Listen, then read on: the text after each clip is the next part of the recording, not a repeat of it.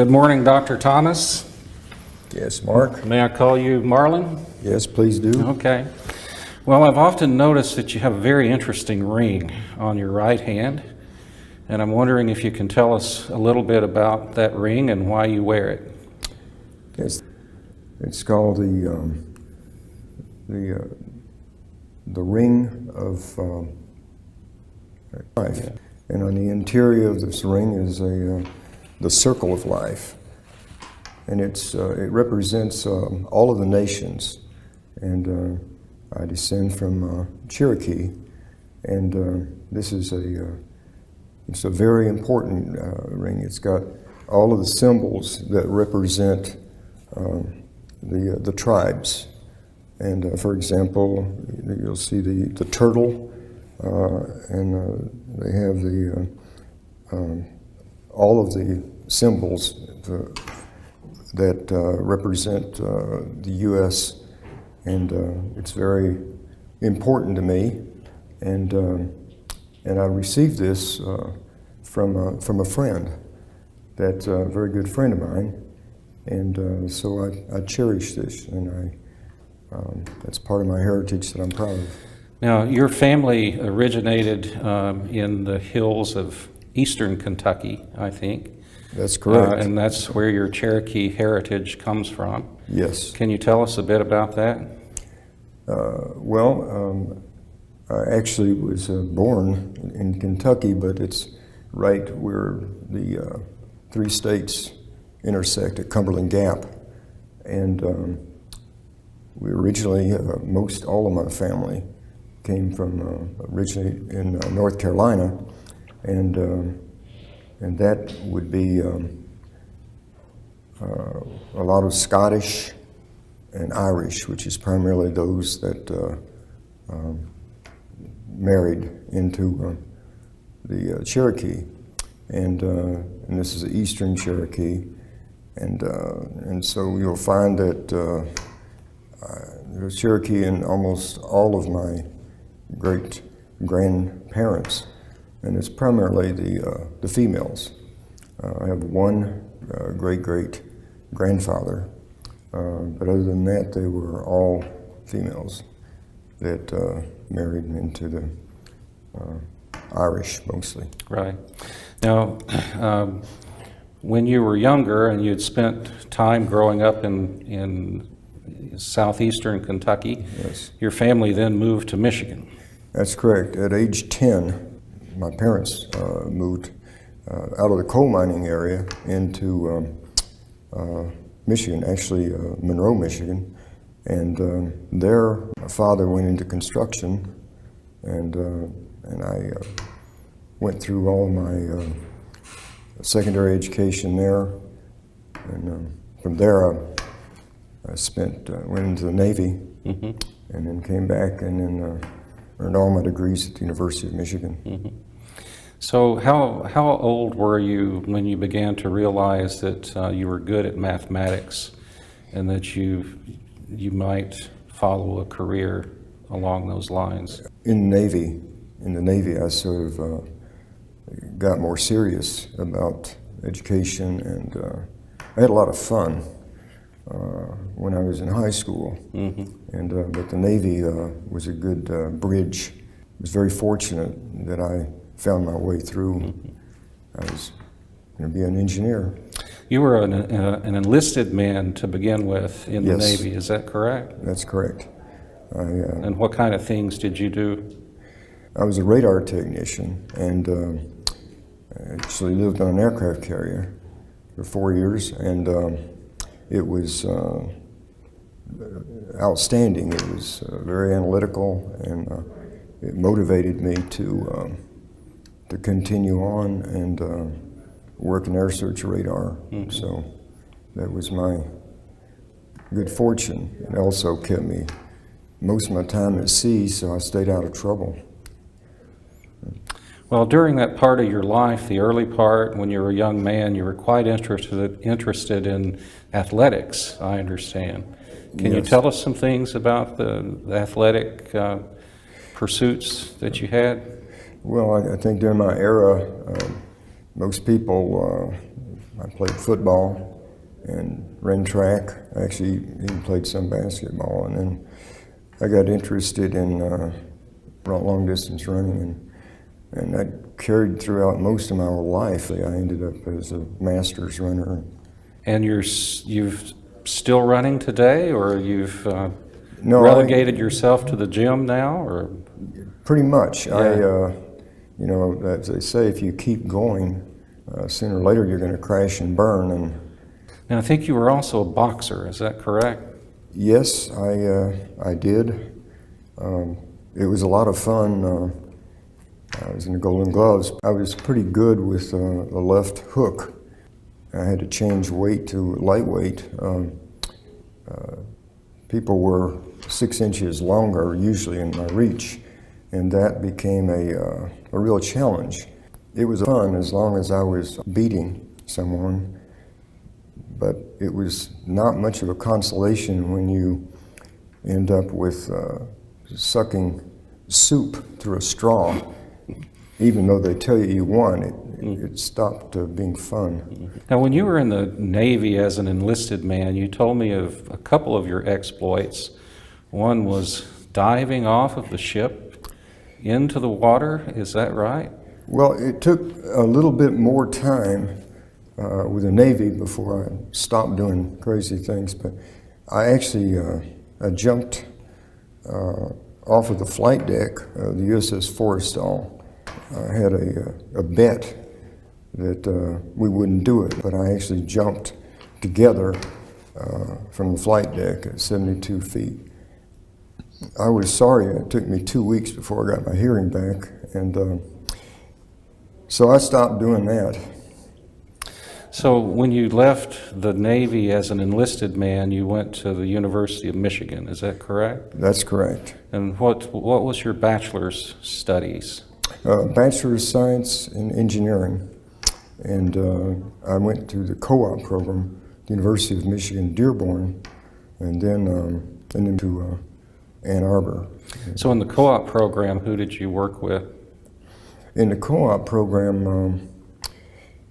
I'm not sure I remember the names, but there was a Jim Buck who was he was the engineering economist, and Adnan Aswad, he was actually my advisor. Do you recall the companies that you worked with in your co-op? Primarily Owens, Illinois, and I worked in applied polymer physics for, I guess it was 4 years. After you received your bachelor's degree, did you go to work in industry, or did you go directly to graduate school? For a short period of time, and then I received an invitation from University of Michigan, and there my advisor was Bob Thrall, and he then really guided me very much so. And actually, he told me that it was important that I don't become a dropout, so you had to go into the PhD program. So you went into the PhD program working with him? Actually, no, he was the overall advisor. He actually wasn't on my committee. My primary advisor initially was Ralph Disney, and I always considered him my mentor. But he ended up having to change because he left, went to Brazil on a special assignment, and but then the committees that I worked with, Steve Pollock, Marv Carson, the faculty in general was very strong in OR. We're talking about in the late 60s, and I finished my degree in 71. And so it was a very interesting and an extremely exciting area to be a part of. Do you remember the title of your dissertation? It was something like some probabilistic aspects of decisions. Mhm. That's pretty close. Okay, and that's the line of research that you pursued throughout your career is stochastic operations research. Actually, I was very interested in man-machine systems, and what my research was basically looking at the nature of responses under various conditions, a crisis and different, and analyzing it in terms of mathematical models. And it was interesting, but it was a little bit early. So the people in human factors and engineering psychology, they were not receptive. So I ended up basically just doing my publishing in operations research and mathematical sciences. Now, I think that you've been married for over 50 years to Sue Stoner, That's correct. and you have 2 children, I have 2, yes. and you had those, I believe, while you were going to graduate school. Yes. Is that correct? Yes. Can you tell us about how you met Sue and then about what it was like to have kids while you were going to graduate school? Actually, I thought it was quite nice because my son and my daughter's the oldest, and so we lived in student housing, and the culture was wonderful. We didn't have to. We were very poor. Walt Hancock made sure of that. His theory was if you starve your family, then you'll graduate sooner and get out of here. My wife and I met before I got out of the Navy, and we actually went on a blind date, and it didn't go out so well. But then right after I got out, I came back, and then we hit it off, and so like I say, it was an extremely great match.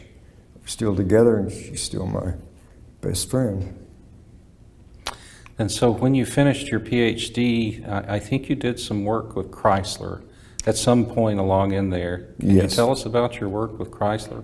I had started my career at the Naval Postgraduate School.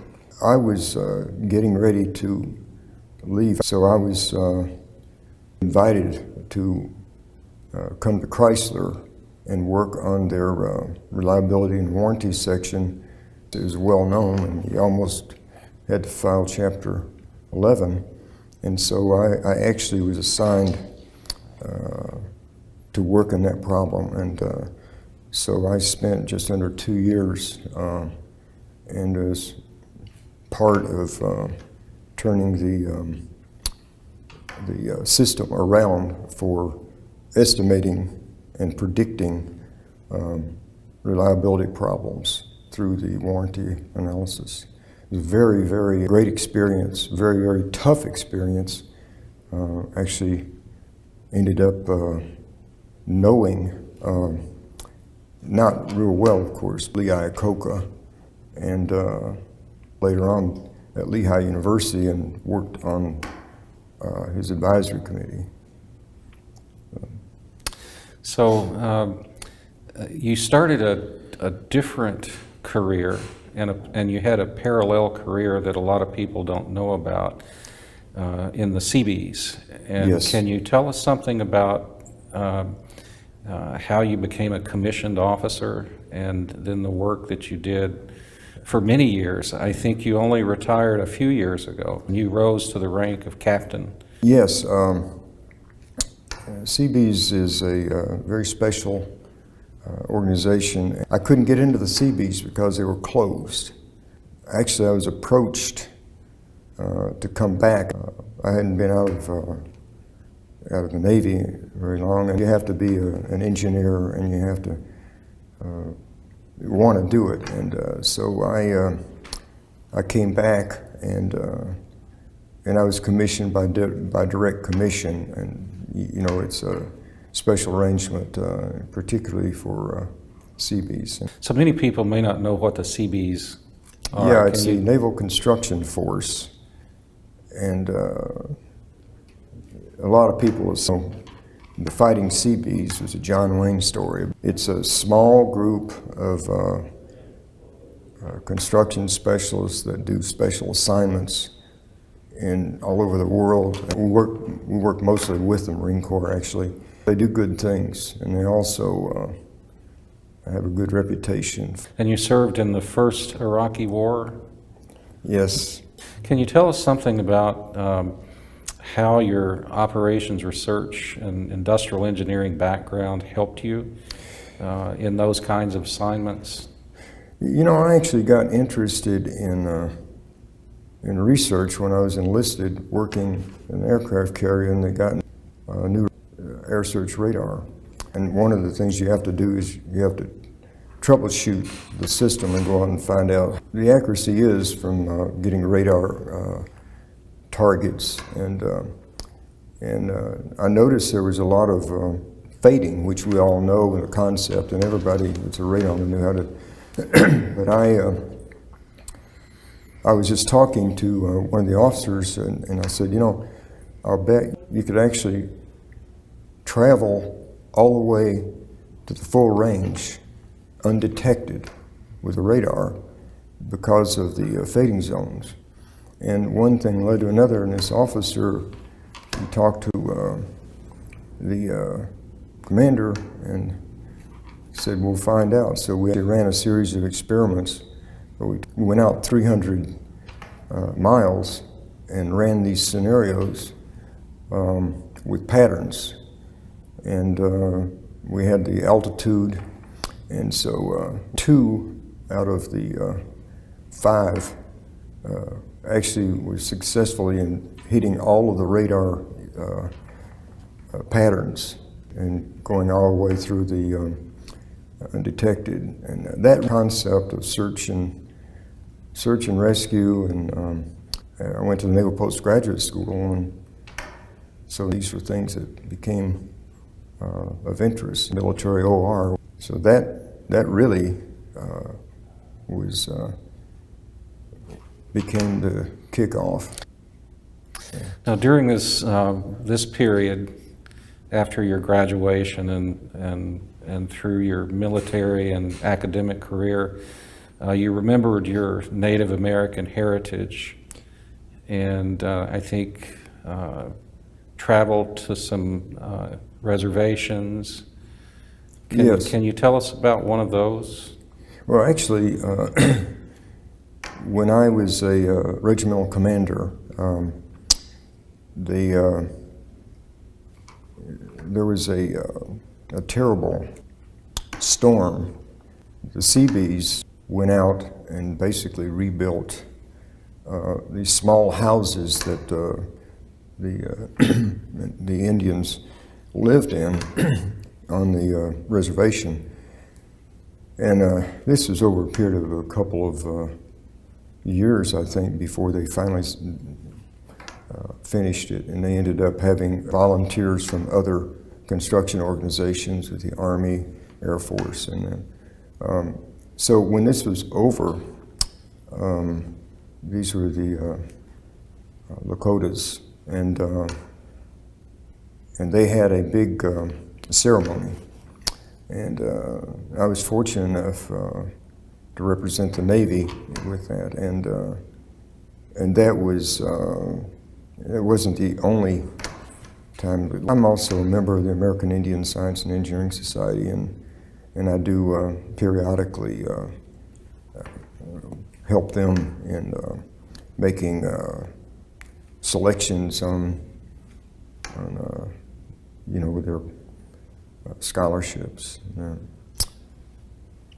And so after you left Chrysler, there was a time where you were at the University of Missouri at Columbia. Is that correct?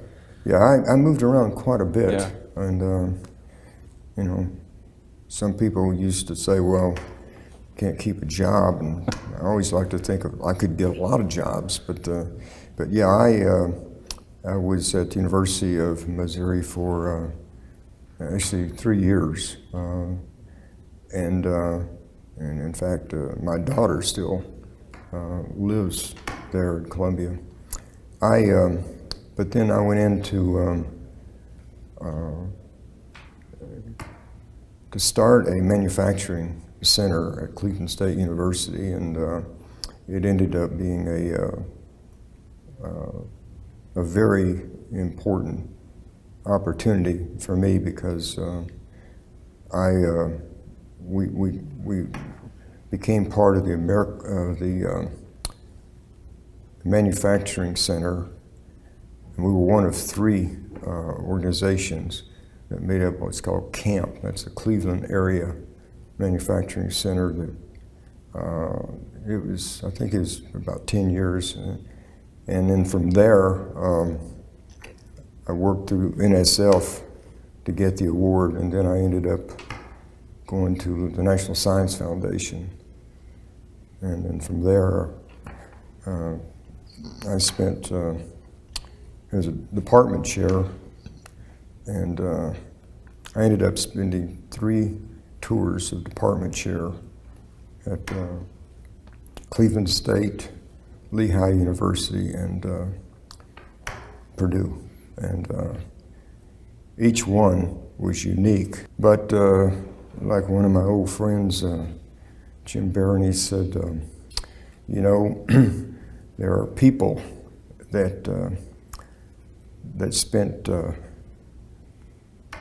less time in an apartment chair than some people for capital punishment.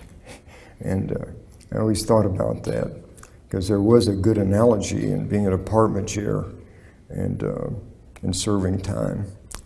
But, and then from there I ended up as a dean of engineering at Air Force Institute of Technology, and I retired out of there. But I still have, I've been very close to the University of Michigan as an alumnus, and I've also as a faculty member, and I still hold a very small appointment with the school.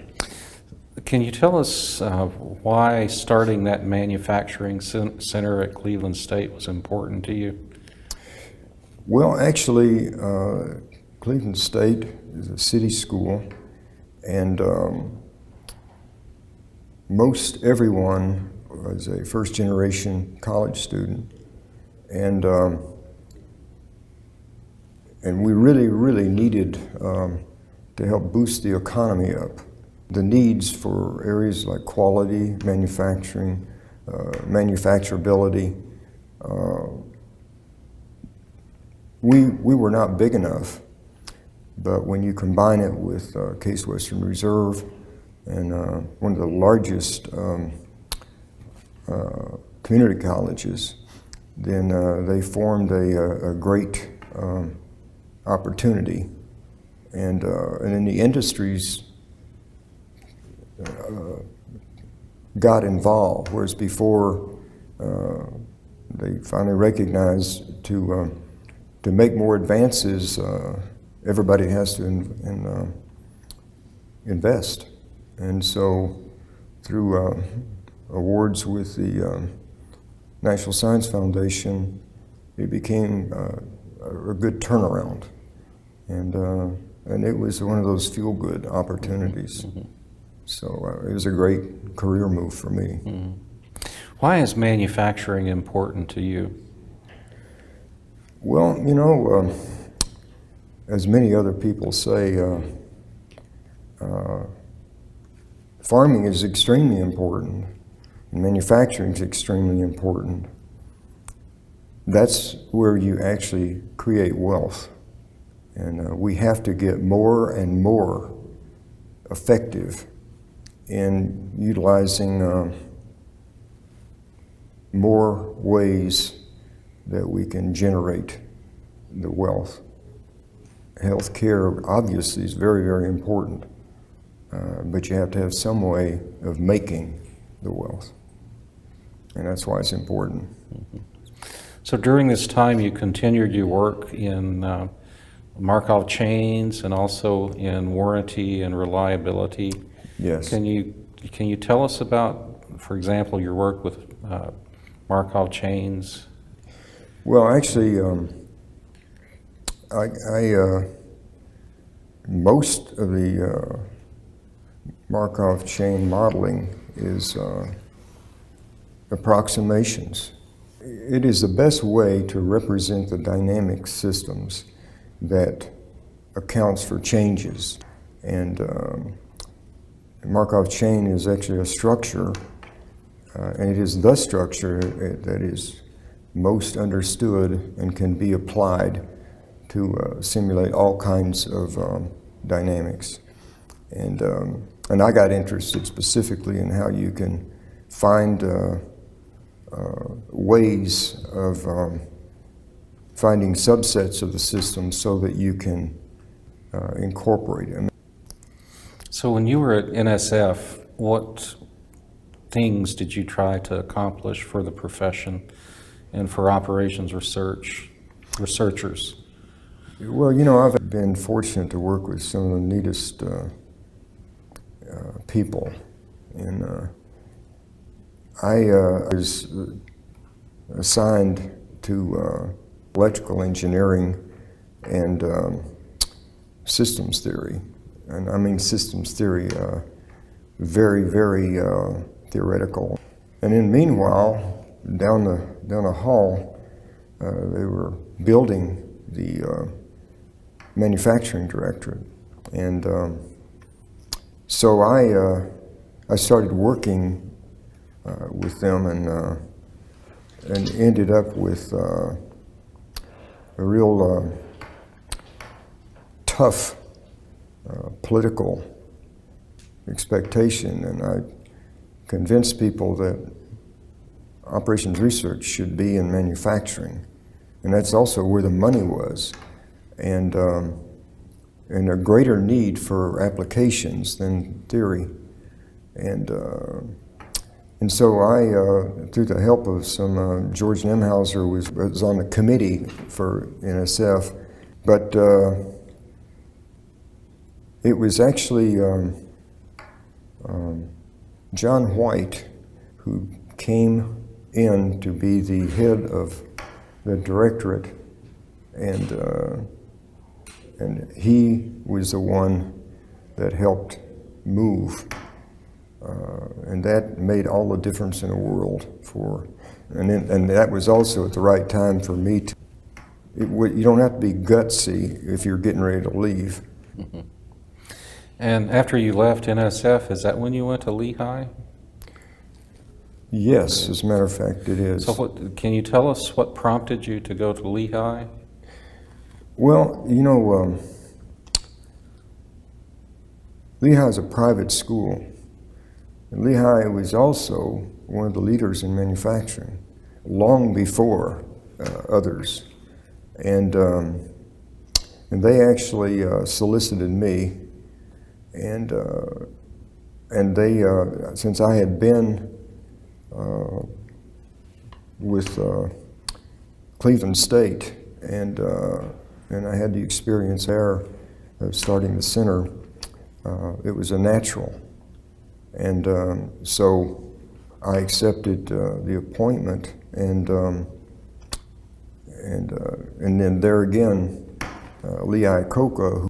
And because everybody knew that I had worked with Lehigh Coca, I mean, I didn't actually know him, of course, although he did, he sort of knew where I was in the organization, because, again, I was working on this special assignment for, for the warranty. That was during your time at Chrysler. Right. Yeah. And so I got to actually know him, and because every 6 months we had to have a meeting, and that was an exciting opportunity because I got to hear him tell the side of the story that I saw on my side, and it was fun. He was a very very interesting person, and I spent 5 years there, And then I was invited to come back to Purdue. What were some of the things you accomplished at Lehigh? At Lehigh, they immediately started recruiting young people, but manufacturing systems was what was needed, and the young people, that's what they wanted to do. And George Wilson was one of the leaders that led the manufacturing.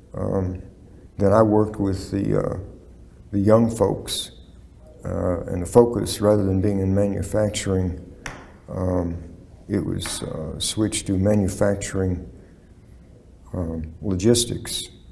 And so they started working on a different, more analytical, but we did attract some of the most outstanding young people. In fact, I was really amazed at just how easy it was between my working with NSF and sort of helping them find the roots around getting a large grant. And then they started the quality engineering program. This actually came after me. It was a small organization, but very elite. I did have an interruption because I got recalled to Desert Storm, and so that was a good transition for me to go ahead and accept the other, because I was being courted by Purdue at that time. So the scale of Purdue, I guess, was much different from the scale of Lehigh. So it was just a much larger university. And we were, at that time, about 40 faculty. We were number 2. Georgia Tech was the only one. And I might also add that we were number 5 or number 1 in the nation for at least 5 years that I was there. That was a fun rivalry. But yes, it was much larger, and organizationally,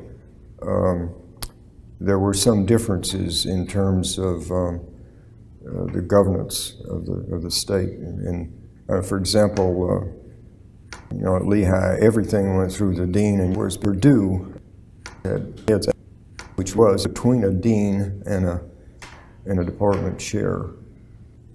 So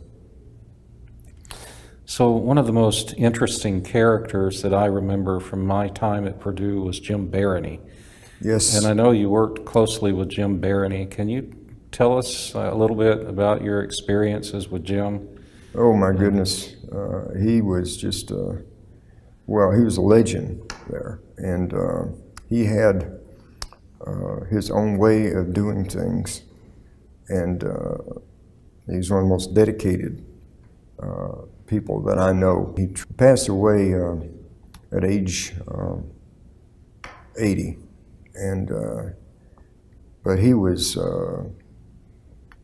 like I said, one of the most dedicated men I knew, and everybody loved him. I mean, but he was old and had his own ways of doing everything. He would actually use paper and pen to analyze everything. His secretary would run his PC, but he was actually a character, and he had a way with students that was remarkable. And I always had to overlook his language. I was constantly having to remind him. And people would actually accept that, and he had a way of describing something, but everybody loved him. But it was a shocker when he died. And he called me just before he died and told me he thought he was going to die. I ended up being in the middle of this whole thing, standing in front of a priest and trying to answer questions that I didn't know how to talk about Jim, and everybody knew it. Mm-hmm. But he's still a legend at Purdue. So after you finished at Purdue, then you interviewed at Air Force Institute of Technology for the dean's position, and ended up spending several years there as dean. Yeah, that was a natural match for me to go back in the military, because I felt comfortable there, and I still did some of the military work that's classified, and it was a great place to go back to. I felt like I was coming home, and it was one of the best, neatest things I did. I love the military, and I ended up bringing some of my old colleagues in, department heads there. I'm retired still. So I'm actually have an appointment there, because that's the way. You don't die, you just fade away. You know? And when you retired, they made you University Distinguished Professor, is that right? Yeah, it's called the Air Force Institute of Technology Distinguished Professor. Yeah. I know that some of the things that happened there might be secret or classified, but I'm just wondering if you can tell us about some of the challenges that you faced as dean. Well, of course, I worked with a lot of the research groups. I actually had, led one grant dealing with a lot of the man-made explosives that were used to kill a lot of people, and the IEDs. Yes. Yeah.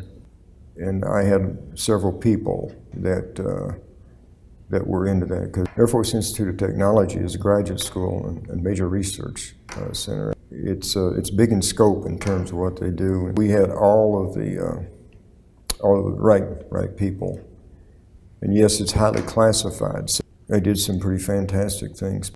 Our students in aeronautical engineering run experiments in outer space. In the beginning, in operations research, we started that way, and then we became more and more specialized. So now it's harder, although, in critical areas, like the University of Michigan and healthcare, they actually work and integrate with medical professionals at the university.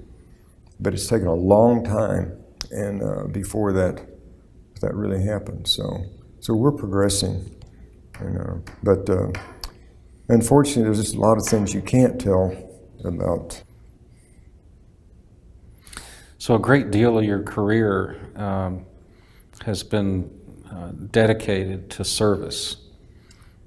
Yes. And in these service positions, you work more for the success of other people than for your own success. What has motivated you to do that? Well, don't we all really strive in academics to make things better, certainly, in industrial engineering and operations research. And maybe some have more opportunity than others. I actually have found it more opportunistic for myself to try to improve things. And in that sense, I guess my motivation is you're always trying to make it better, and sometimes it requires more emphasis than others. So in that sense, a lot of people have commented that I spent all my time just fixing things. And I suppose that's the motivation. But I like working with people. I've been blessed with working with some of the greatest people in the world, and so I think it's just sort of I guess you might say my family is that way, and I don't know, maybe it goes back to the Cherokee. So what are some of the other values that you have that have been very important to you, that have helped you with all these great accomplishments that so many of us respect? Well, And where did those come from? well, of course, it goes back to my family. My father was he was a tough guy. He was a constructing guy, but we were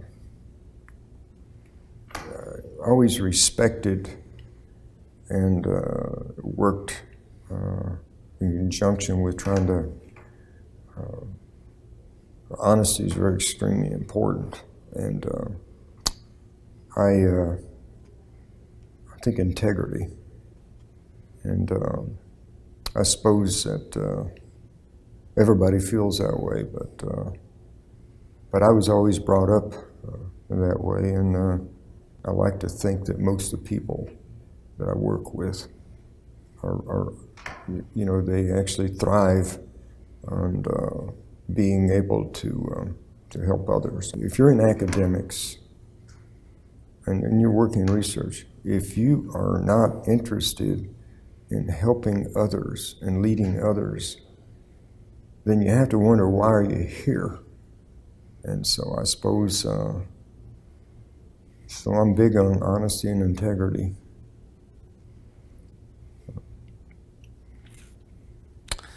Marlin, is there anything else you'd like our listeners to know about your career, your devotion to our profession, to operations research, to helping the people that have come after you? Well, it seems like there's a trend to reduce the basics in the curricula. And it's hard because the pressures are always to take something out, and I think that we started out with a bunch of people in mechanical engineering, business, and then people started working together in an interdisciplinary fashion, and it worked very well. It has for years, and I think that now people are forced, you still have to have enough science background to be able to interact and move into other areas rather than becoming limited. And so I think the pressures on how to best organize ourselves and continue, like when I hear someone no longer has organic chemistry, and I'm thinking, what if that's important? And it is important. So I think the focus for operations research in particular is to continue and not, to actually have the opportunity to integrate as people work together and learn from each other. I think that's very important, and it's very hard to keep. And I don't know, I guess being a dean and serving on all these different committees, you constantly see this. And but on the other hand, the exciting things that are going on now and the things that are going on in healthcare, that's motivating, and it's very encouraging. Our young OR people continue to be among the brightest. It's unbelievable on how we have grown, but it still comes down to the bottom of the success is how well you work with others jointly to solve important problems that helps our country, and I think we're doing that. I hope that we continue, and but not become so narrow that you have to have 12 people to solve and think unconventionally at solving important problems. Well, one last question. What do you think your Cherokee grandmother would think about what you've done with your life and what you've accomplished? Well, Oh, my grandmothers would think I'm great. But as far as, I would like to think that they'd be proud of what I've tried to do in helping others to make it a better world. That sounds corny, but I really believe this. I had a mother that never saw anything I did wrong.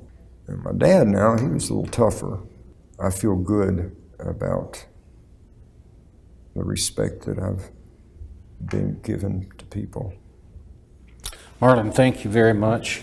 Yes, well, Very, thank you. very good to talk with you. Thank you.